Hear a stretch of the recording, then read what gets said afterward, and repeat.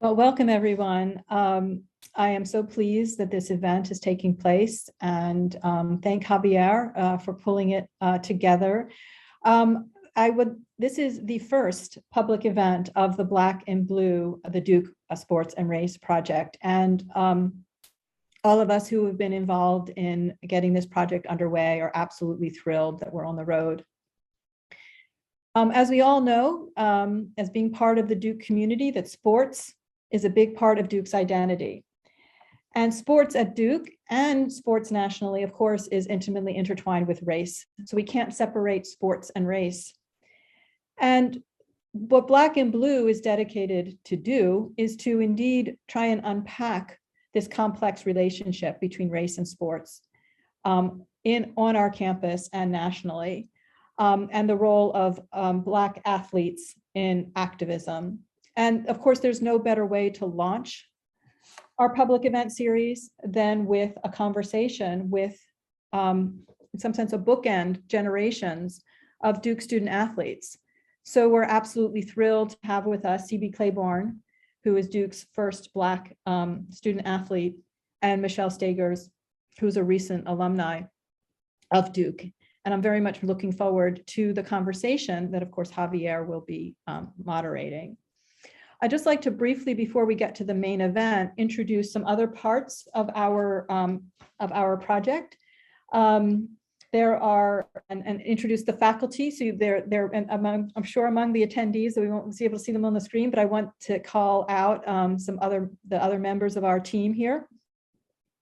So of course, Javier Wallace is instrumental in the overall organization of the shape of the project, and he's a postdoctoral scholar in the African and African American Studies department. There are two undergraduate courses which are part of the project, Race and the Business of College Sports, which are being co-taught by Jennifer Nash in Gender, Sexuality, and Feminist Studies, and by Aaron Starn in Cultural Anthropology. Martin Smith in the program in education is teaching race, power, and identity from Ali to Kaepernick, another course that's part of our project. And while, of course, Jen Nash, Aaron Starn, and Martin are teaching those courses, we're all part of this overall effort in this project. Mark Anthony Neal in African and African American Studies will be hosting a series of podcasts and also hosting public events.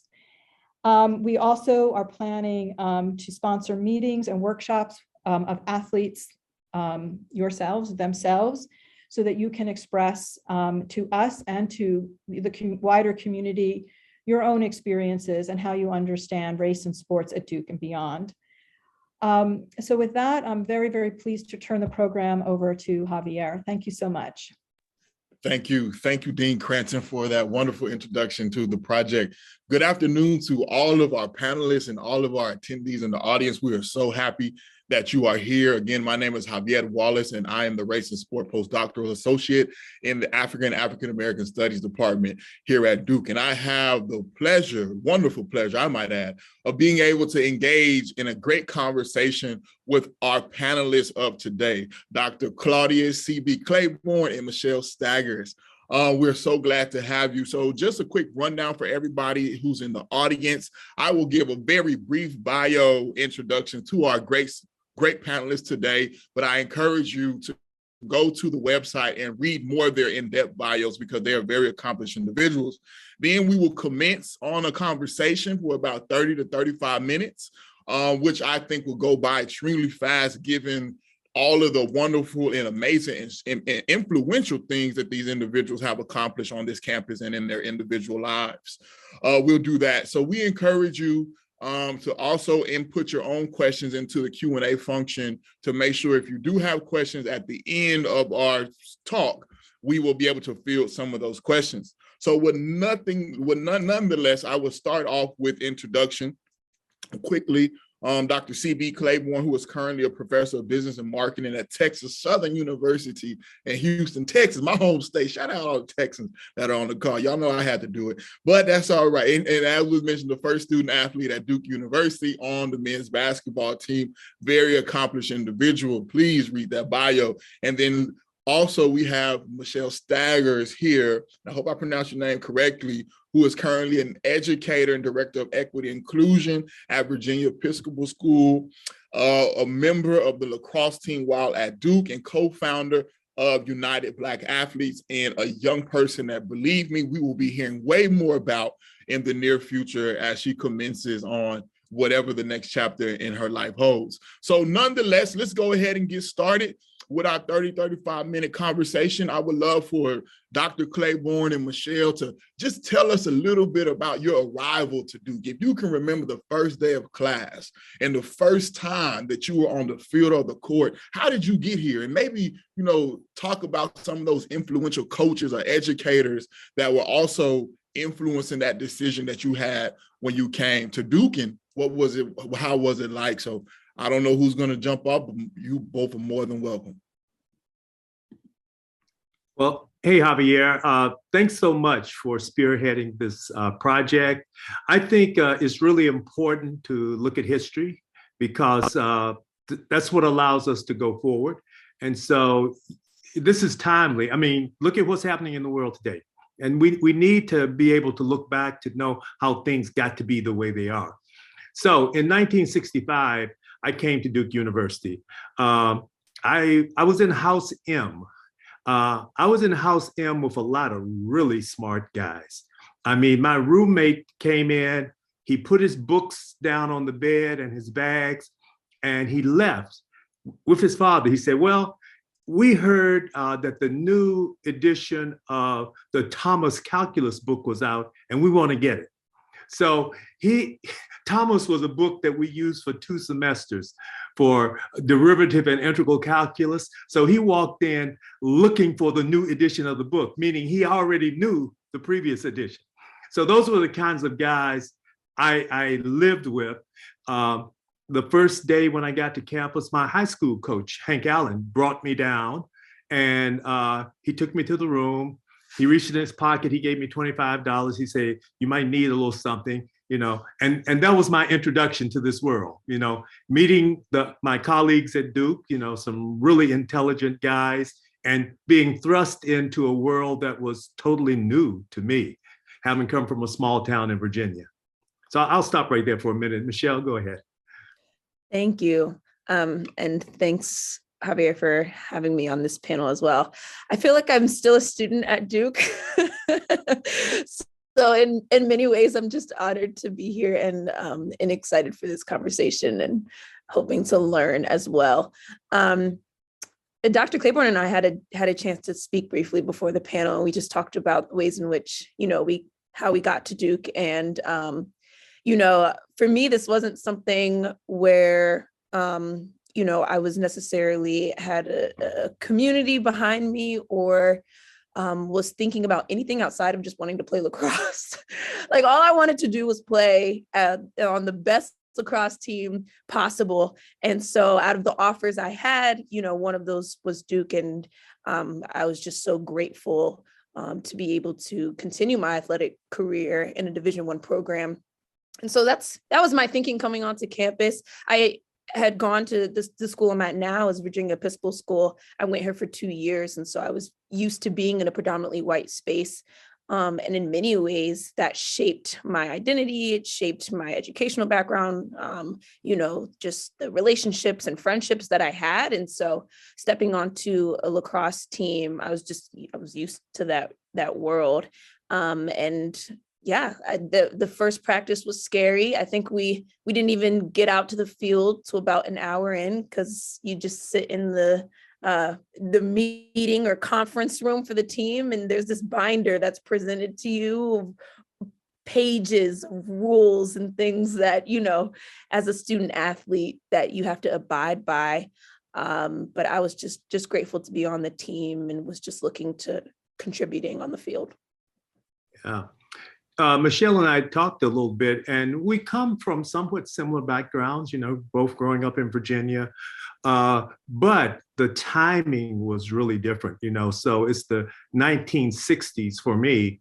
And just to put things in perspective, Brown versus Board of Education was 54. Virginia schools started to integrate, and the first year of real integration was probably 66, but then they closed for a number of years to prevent integration, and they didn't open, I'm sorry, yeah, it must have been 66, and they didn't open again until about 69.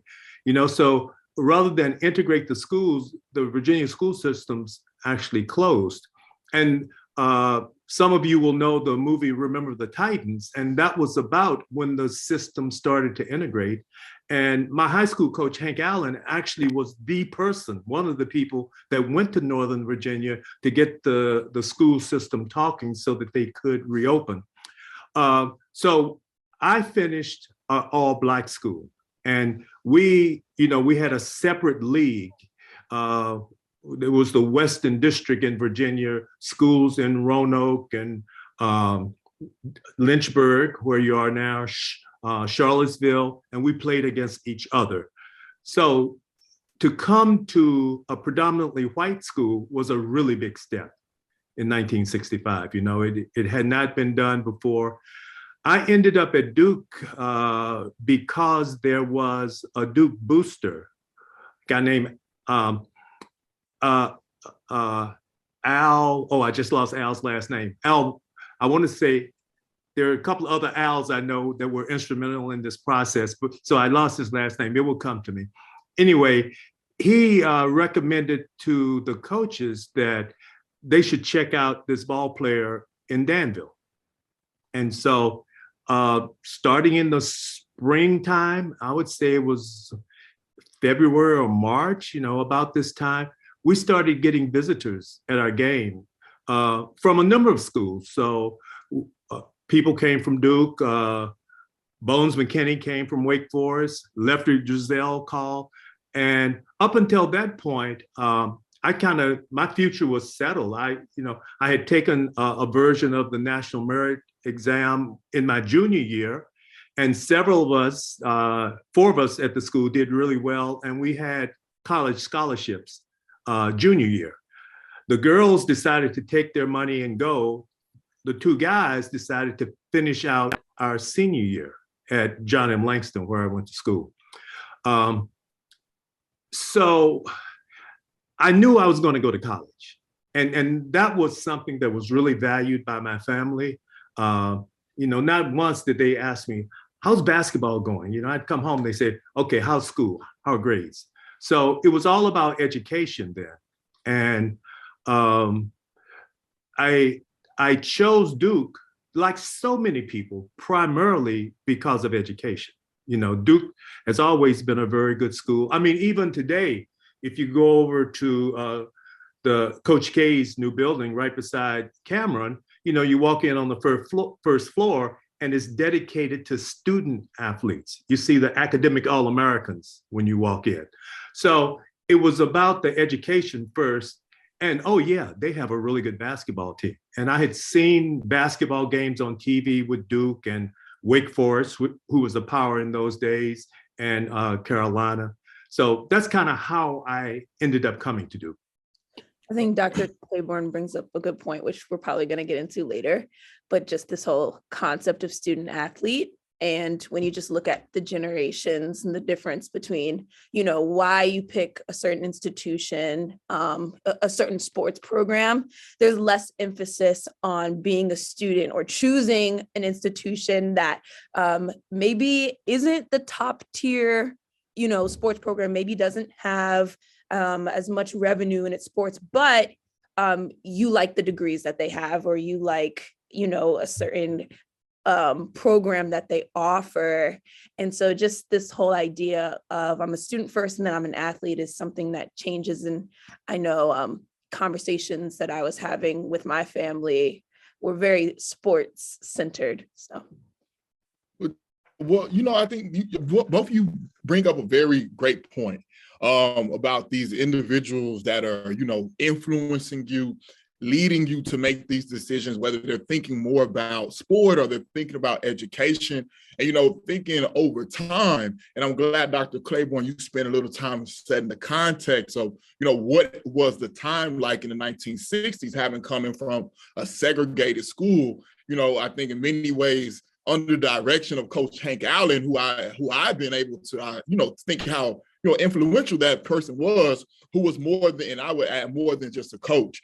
And, and knowing that things were happening, and Michelle, you're mentioning these things too, the influences of how you made decisions. But I also know that while both of you were here on campus, that who you were and the things that you did not just remain on the field of play or within the court of play, that you all both were involved in many events that some people would call activism on campus. So I'm just wondering if you could spend a little time talking about how did you become involved in activism on campus, given the confliction role that you talked about, Michelle, of student athlete. So where does activists come in as we're trying to think of student athlete? So go ahead, let's hear about that, because y'all did some amazing things on campus. I can go first. I think I still struggle with maybe identifying as an activist, because in looking back at my experience, and specifically the creation of the group called United Black Athletes, that was just something where we just needed a space. Like, I don't know, we were necessarily thinking big scale activism, like let's change the school. It was like, Black athletes need to meet each other. How are we gonna make that happen? And so that's where that came out of. But in thinking about, from the first years at Duke and then just some of those latter years and being more involved on campus, first of all, one thing that not enough athletes might admit, but definitely makes you take a step back, is injury. And my sophomore fall, I had my first concussion, and I had, I dealt with concussions for a good, stint of my athletic career at Duke. And so I couldn't practice, like I couldn't play. In fact, there were months that went by that I was sitting on the sidelines, or that I was in rehab and, wasn't weightlifting and just had more time, and certainly needed to focus a little bit more on my academics. At the same time, it's 2016, and so Trump is being elected. I'm taking Black history courses, and from the African American Studies department, all of this is like coinciding. So I'm learning more about my history and identity. There's, social political tensions that are rising, and 2018 going to Black Lives Matter. And so all of this is happening, which is setting the scene for the Duke that I'm living in. And that's when my eyes and especially my peers as well, I wasn't in this alone, but our eyes started opening to like, we're very much within a system and trying to understand our personal experiences, but then also things that were more systemic that related to our identities, our cultural histories, and then how that played out in terms of, the sports arena. So. Yeah. And so, maybe things go around, because what Michelle is saying was certainly what was going on in the 60s. We were becoming more culturally aware. It was the time of Black identity, and so we come to a campus, and I never really made a decision to be an activist. I mean, there was no difference between being an athlete and being a student. So when the Black Students Association decided to protest or to ask for African American Studies classes on campus, of course I was going to be a part of that. Being an athlete didn't confer on me any different status than everyone else. So we come to a place that, the way to describe Duke in the 60s, it was inherently non-inclusive. It was away from Durham. It was out here, and we come to this campus, and you look around, and there are seven Black folks on the campus. And we started saying, well, why aren't there Black faculty? Why can't we get a haircut in the barbershop on campus? And we started asking all these questions, and that led to forming the Black Students Association and making some demands for those questions. And of course, I was a part of that. And it's not that we wanted to, burn down the university or do anything radical. We just wanted our environment to become more proactively inclusive. Yes. Now, when you talk about sports, just to give you an idea of how non-inclusive Duke was at that time, I came in '65. When did the next Black basketball player come to Duke? And you have studied this, you know. We're this. Getting quizzed. When I want to did the say next Black? I want to say Don- 69. Don Blackman. No, that's not. Next Black basketball player. I want to say 69. You can't put me on the spot. I know who this is. Give me 1 minute. Go But ahead. you don't need the answer to that. You know that it was a long time and it was a difficult road. And at that time, the ACC was getting populated with Black players. Charlie Scott, Charlie Davis, Norwood Tardman, Gil McGregor. I mean, all these players were coming into the league at that time. But, one Black player came the next year, a guy named Don Blackman. Don Blackman was an unbelievable athlete. He broke all of Kareem's records in New York. He came to Duke, he played freshman ball, and he played 1 year on the varsity, then he transferred. And the next Black player after that, I'm giving you the big quiz now, but it's going to be several years before another Black player, Willie Hodge or, George Moses. But everybody talks about Gene Banks, which was the first academic All-American to come. Gene Banks came, I think, in '78.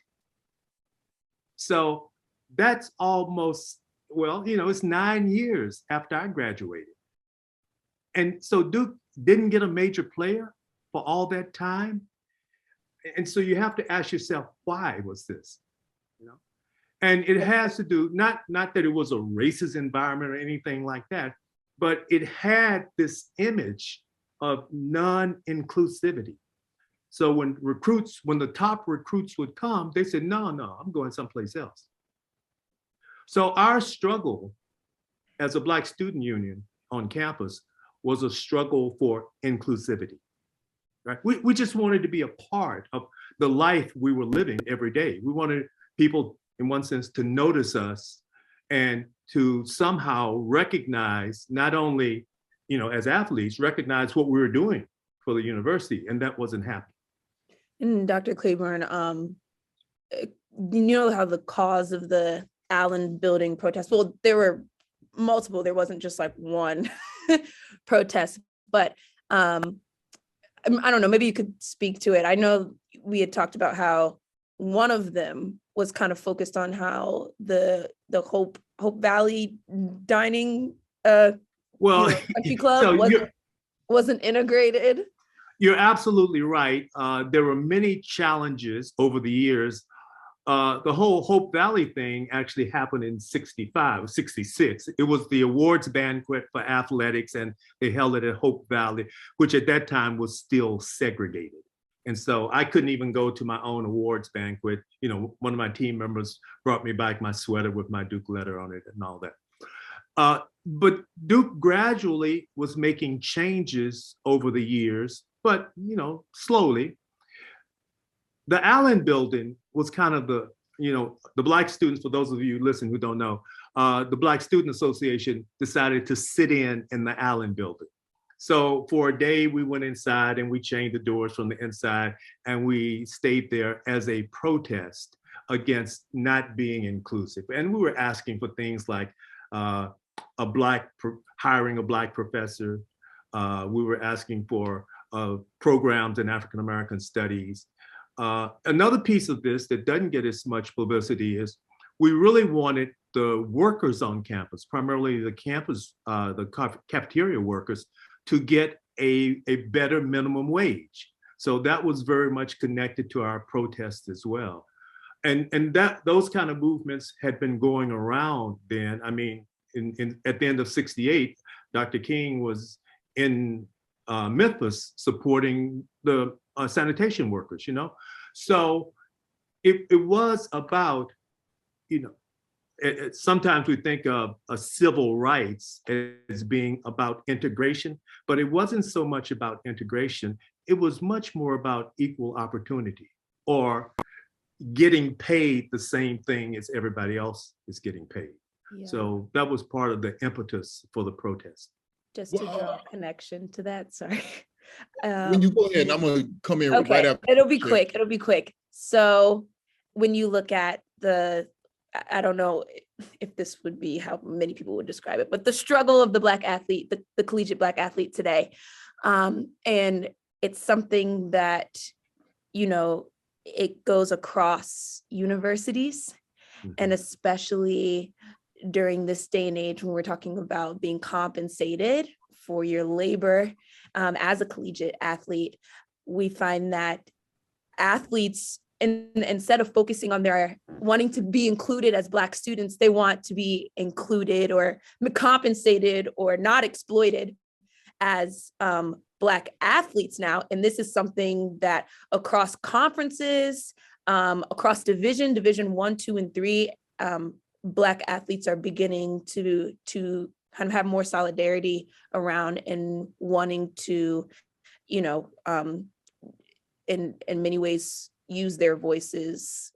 And I guess all that to say is it is something that Duke student athletes can relate to on a national level today. So that's kind of the landscape has changed in that way. Actually, the first person I ever heard speak about compensating athletes was my teammate, Dick DiVincenzo. So this goes back to the 60s. He said, you know, we're working, we're putting in all these hours, we should be compensated for that. Yeah. I think, and just not to interrupt the flow of the conversation, but, you know, I think, you know, what you bring up compensation, Michelle, and so did you, Dr. Claiborne. And you know, in the current moment, you know, I think we're placing a lot of emphasis on the athletic scholarship. And is the athletic scholarship that student athletes receive, is that just compensation?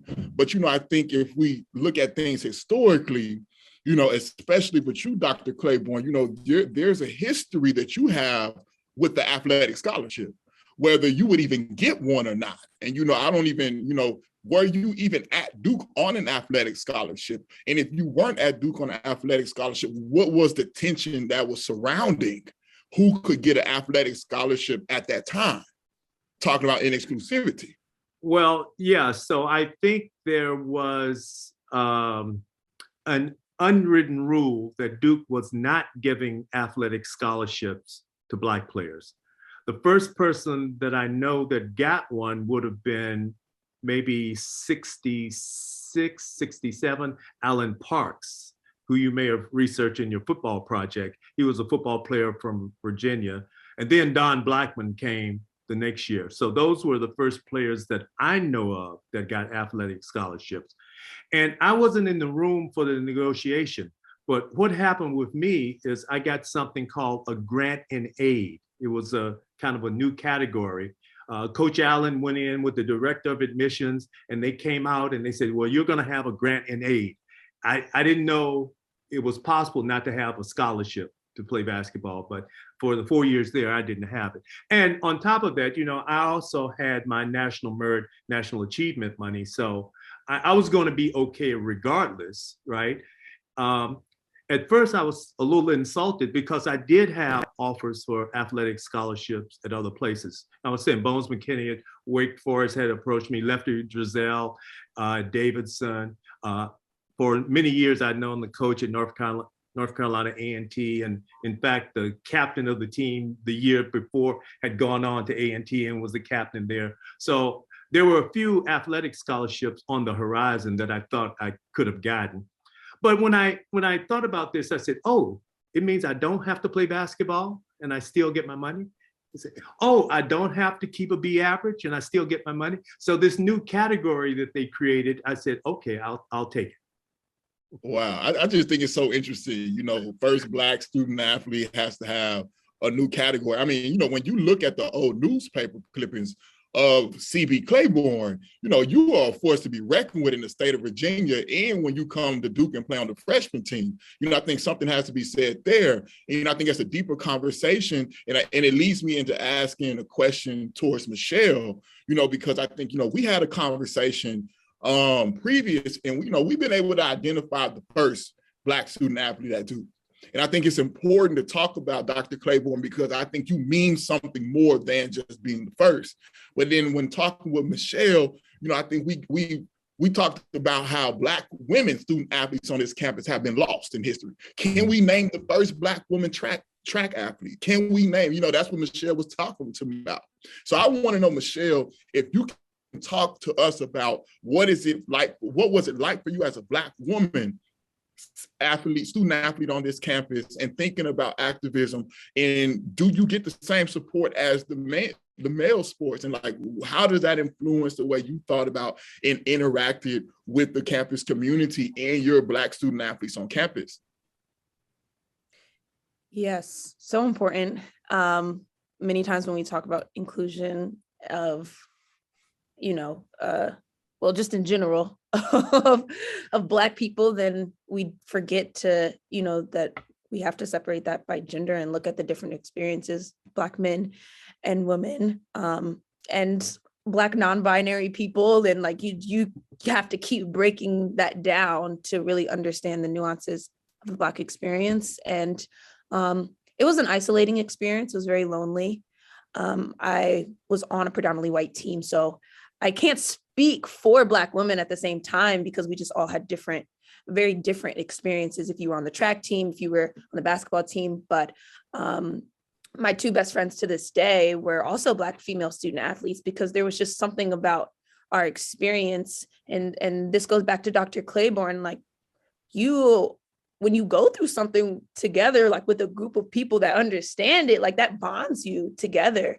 And maybe at a time that would have been the small number of Black students at Duke who would have had a community and could relate to a common experience. But now we look at, you know, how the numbers have grown and how much more representation of Black males there are on campus, on football teams, on our football team, especially on our basketball team, not so much, you know, like baseball and golf, but, you know, there's more representation of Black males and particularly on sports teams.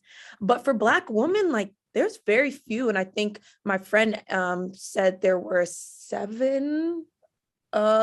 28 total. Anyways, there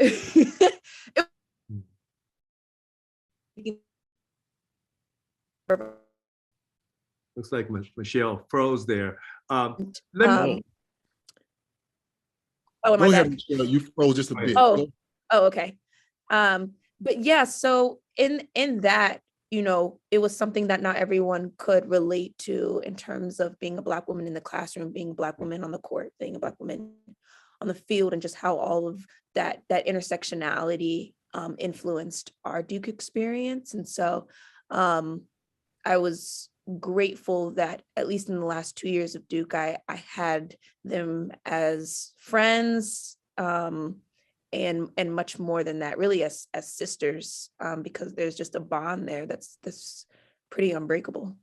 Yes, I was just going to reiterate that point and say, can you imagine what it would have been like for a Black woman in 1965 when there are only 7 Black women on the East Campus, and you have curfew at midnight and freshmen can't drive cars? So you're really confined to this campus with no opportunities, no outlet to socialize. So in many respects, I had it easy because there were more Black men and I could get off campus. And I went away with the basketball team. But for Black women here, that's a story that hasn't been told. You know, it was really tough. Yeah, and on that, you know, I knew this conversation would roll by real fast, and to the point, because I have to say this. You know, I know you spent a lot of time at North Carolina Central down there, Dr. Claiborne. I would be remiss if I didn't shout out anybody who who has attended a historically Black college university like myself, Florida A&M. You should have went to A&T. I'm not saying that, but I never lost to A&T ever in my life at FAMU. But on that note, because I had to say, and I wouldn't have been okay if I didn't, as we come to the end and open it up to audience questions, I have one question for both of you all to finalize, just to stop at this point. You all both are lovers of history. I know that about you because we have talked about it. We're at the end or the last day of Black History Month in this world where we're thinking about the contributions, the histories and experiences of Black people. And I can safely say, at least, in this university and everything related to this university, you all have etched yourself in stones as it relates to the Black experience, as it impacts everybody else. So, in final, where do you envision us going forward as people on this campus are connected to this campus, but particularly as it relates to Black student athletes from where you're currently sitting now? That's a great question. And when I go to Duke, I am proud to be a graduate of Duke University. When I go to Duke now, it looks like the United Nations. There are people from all countries, all types of people. So I think, and particularly programs like this, Duke has taken steps towards becoming proactively inclusive. President Price in 2019, when we were there for the celebration of the Allen Building, or the commemoration for the Allen Building takeover, he talked about how that was an important step in Duke's history and how that changed the direction of the university. And I think that's not over now. So if I had to envision what the future looks like, Duke would become much more proactively inclusive, right? And Duke would be not just, there was something a number of years ago written about Duke about being one of the best universities in the South, but not just one of the best universities in the South or best universities in the United States, one of the models in the world for what a university is and what it should be. I spent a few years, or I've spent some time in Japan back and forth, probably since 2015. And students want to come to a place like Duke. I tried to get some Japanese students to come to Texas to go to school with me, but they had all kinds of questions about Duke. So, and it's because of Duke's image of, a good education, as we said before, but also how it has moved towards inclusivity, I think. And for sure, athletics has played a big part in it. Yeah, on a similar note, I'm just so proud to be an alum of Duke, and especially looking at this Black and Blue project. What other university is willing to really confront their racial sports past? Like, that is just so exciting, and something that, I almost started tearing up just to know, like, this project exists, and there's so much opportunity for Duke really to, I think, just do some groundbreaking research and examination into its past. I feel like because I love history, like, I can't be a pessimist. Like, I have to be an optimist looking into the future, knowing that change is possible. And one thing that I hope, I didn't get a chance really to talk about United Black Athletes, but that's just one thing that we just tried to create, to have a space for Black athletes to come together and build community and push social justice issues. But it can look like anything. And I really want Black athletes at Duke to know that they have, the support and the mechanisms at this institution to really do some amazing work and to push the school forward. But in so many ways, it will benefit their professional journeys and their careers and their understanding of history. I think it could be a pivotal moment for the university, and that makes me joyful. So what if Duke took the lead in paying athletes? Oh. Now we're getting into it. And maybe you can't pay them now, but put it in a trust fund or somewhere, So yeah, there are things that can still be done. Wow, that we're definitely going to have to come back to that question, Dr. Claiborne, because it's definitely one that I think a lot of people on this call have opinions about and very strong feelings towards, and rightfully so. We just don't have enough time today, but it's definitely a conversation that we need to address, especially given what Michelle said about Black and Blue. And I'm just, very grateful to have a chance to be a part of this project and really think deeply about the history, not only on Duke's campus, but beyond, including, historically Black colleges and universities, athletic programs as well, too, and the things that have emerged from those spaces. So in the nature of time, in interest of time, we do have a couple of questions and comments from the audience. I have to say, I don't think we'll get to everybody's comment or question in the Q&A, but we will try to see what we can do. So I know this first question is directly for Dr. Claiborne, where Donald is asking, Dr. Claiborne, during the time you entered Duke, the ideal of having a mentor was rarely used or available to Black students. Did you have a mentor on campus at Duke, and how did that relationship start? Thank you, Donald. Yeah, thanks, Don. There were several mentors, and these would be academic mentors, they didn't kind of reach the level of life mentors. But in the engineering school, Ernie Elsevier took several Black students under his wing and sort of helped them get through the program. The engineering program was very difficult. And he taught thermodynamics, one of the toughest courses in the engineering school. And he made sure he assisted Black students to get through his thermodynamics course. Now, I should say at the same time, there were other teachers and all of us were pretty good students, and we'd go up after class and say, first day of class, what do we have to do to get an A in this course? And there were students that looked at the teachers that looked at the Black students and said, no, you're not going to get an A in this class, just a priori, without knowing us and knowing anything about us. So we did have some people who were open and mentored us, but we also had some resistance, as we launched into our academic life. Okay, and I know the question was for Dr. Claiborne, but Michelle, I would love for you to take a shot at that too, because you were here very recently. Did you have any mentors on campus that that you looked to while here? I did, and they were not affiliated with the athletic department.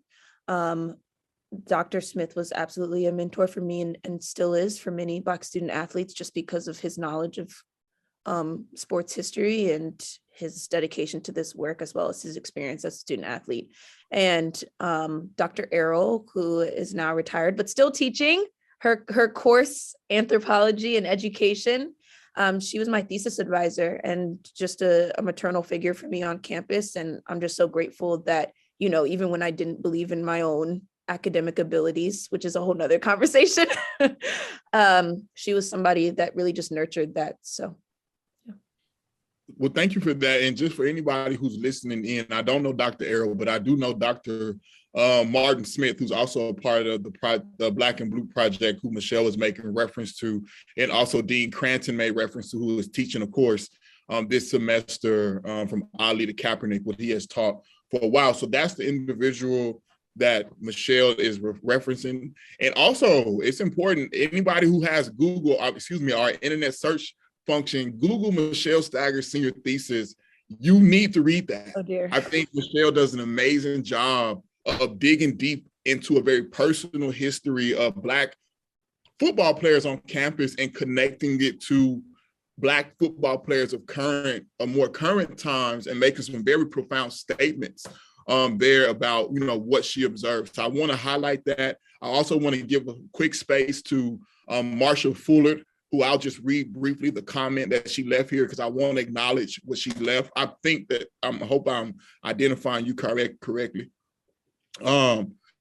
There. Then I'll go to the next question, but I do want to make space for this comment.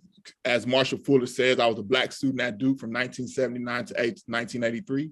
Therefore, my experiences were very similar to Dr. Claiborne. Gene Banks came from Philadelphia and I came from South Jersey. During my years at Duke, many white students would not speak to you or share class notes with us. Our solace was fellowship with other Black students and student athletes, involvement in sororities and fraternities. The opinion of many white Duke students was that we were only at Duke because of affirmative action or because we were athletes. That was Marshall Fuller's comment. And I'll couple that with a question from the non-Fuller, and I don't know if there's any relationship there. I'm not trying to assume that there's one, but the non-Fuller is asking, and I think it might relate to the comment by Marshall Fuller for both panelists. Do you all think that asking for inclusivity is an acknowledgement of inferiority? I think asking the white man to make himself feel accepted means one believes himself, herself to be inferior to the white societal structures. Interesting question. Let me take a shot at that. So when I talk about inclusivity, it's not let me in the door. It's I'm already here. I belong here. And take my case, for example. I came, my stats aren't, McDonald's All-American stats, but what happened in 1965, and Barry Jacobs talks about this in his book when he talks about the integration of sports in the South. We became a model for what integration looked like. So a lot of integration, if you take a school like Alabama, Bear Bryant got tired of getting beat and he wanted to bring in some Black players so he could compete with Michigan, in those schools. So when this happened in 1965 in the ACC at Duke University, that really opened up the university. So I'm not asking you to let me in, just because I'm inferior. I'm actually doing something for the school too. So I belong here, right?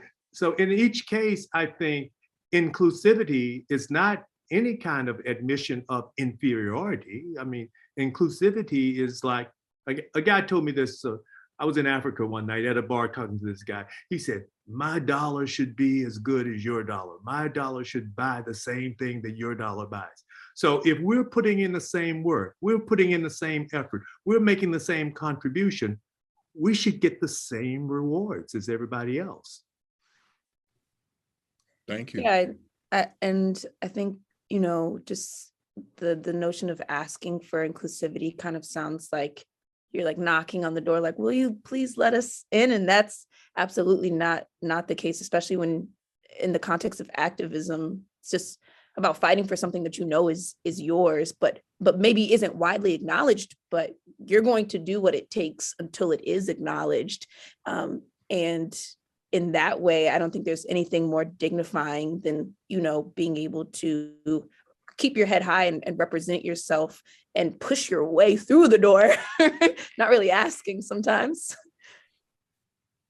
Thank you. And I think, I would just quickly add, I think, that also brings in some deeper questions too, that, that linger around, especially when we think about the integration of the ACC, and what, as I mentioned before, I think, Dr. Claiborne, his significance on this campus is not just he was the first. I think it speaks to larger societal things that were going on and that individuals, Black individuals specifically, were advocating for, as to be recognized as human beings as anybody else. And I think it's also another conversation written in that too, that Dr. Claiborne and I have had a small discussion about, especially mentioning like the Black colleges. It's just thinking about, what did that mean at like the North Carolina A&T that probably thought they had CB in the bag, because the way he described it to me, I was like, it was like everybody seemed. And I think, it also forced us to ask some bigger questions going on to historically, and even, what happens during this time of integration as we move into, as it impacts Black institutions as well too, like what does that mean to Black institutions? And I don't think we have a deep enough time to dive into that topic, but I think it's something to be said there. And I will, there is one more question. Okay, well, there's one more added. Let's see if we can get to it, and we'll respect everybody's time because we're getting out of here. Now, I see Erica Staggers, and I think, hello, dear cousin. So this might be related to Michelle. I'll just go ahead and throw that out there. That's So my mother. Hey, okay. Well, hey, mother. So the question comes in, as the great Coach K career comes to an end with all he's done to bring Black students there and Black athletics being led by a Black female, what's the next challenge for Duke Black athletes? Well, Tennessee just hired a Black female head coach, didn't it? Yeah. The Duke softball team, and I'm apologize if I'm mistaken, but the Duke softball team, I think, is the most diverse team in terms of like representation of Black women, but you have to point that back to who the head coach is. And so, you know, right now we've got a Black woman sitting as athletic director, but sometimes if we're not careful as an institution, we'll just look at it as representational diversity. And like, we need Black coaches, we need Black mental health counselors, we need, you know, Black, like all of these people in the athletic department that are going to create safe and healthy places for Black student athletes. I hope that as Duke continues to recruit Black athletes, like, we talk about inclusivity, but some of that also is about safety, like making sure that we have coaches that are knowledgeable, that we have the structures in place where no student athlete will be psychologically, emotionally, you know, harmed and you know, as they come into Duke's doors. Like, that's kind of our responsibility. So. Okay, and I think this will be the last question of the day. Y'all are adding questions at this point in time. Y'all should have been putting these questions in the chat a little bit earlier, y'all. Come on now. They're great questions, but they just came in a little bit late. So I think the last question of this afternoon will go to Dr. Claiborne. And it comes from Jordan Hale. And it says, Dr. Claiborne, it sounds like you had to excel academically as well as athletically to thrive here at Duke. And Michelle, I know you made sure your academic work was at the center of your time here. I'd love to know, how did your athletic and academic identities collide or find synergy as you navigated your college experience? Thank you. That's an amazing question, Jordan. I think an amazing one to end on. And I think it's true today, but when I attended Duke University, it was about the student athlete, right? We didn't bring in many people just because of their athletic prowess. They also had to be good students. And so I would say that there was a synergy between athletics and academics. In fact, I can tell you another story. Briefly. Never did I get a bye on homework because I was on the road. I had to turn in every single assignment. It didn't matter if we were away for a week. I had to make up all that work. That's the way it was in 1965. You know, academics did not take a back seat at all. On a different note, so the NCAA has become more commercialized over the decades, and because of that, whereas student athlete was used as this term to mean amateur status, someone that would put their academics first.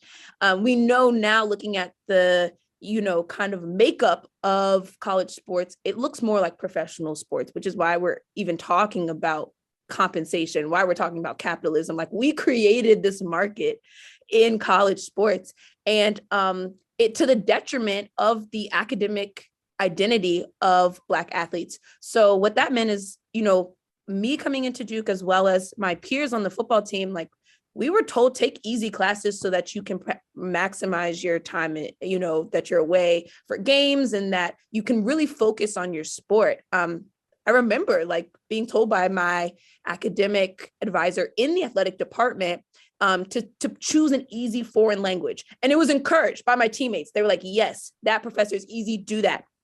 But in many ways, like, I didn't see myself as a scholar, nor was I encouraged to. And so, unfortunately, we have to look at the broader context and the ways in which really, like, though that is the term student athlete, the reality is that those two should be flipped, because the priority, the amount of practice time, the amount of just emphasis in general on being a full-time athlete has just created this culture where we don't see ourselves as scholars. And I was just grateful and humbled that I was with people that also valued academics, and that was just my personal journey.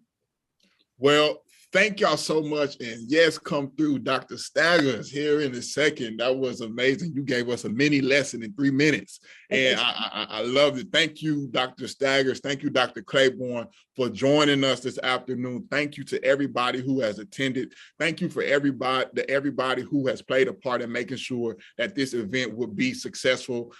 Thank you, Lou Brown, for making all of this happen. We are definitely grateful to you and all of your labor that you put forth for us. So on behalf of the Black and Blue, the Duke Race and Sport Project, I would like to thank you for attending this afternoon, everybody. Please feel free to check out the work that we're doing and keep following, because this is just the first of hopefully many more to come. So thank you all for joining, and have a wonderful and safe rest of your afternoon or evening, wherever you have joined us from. So take care.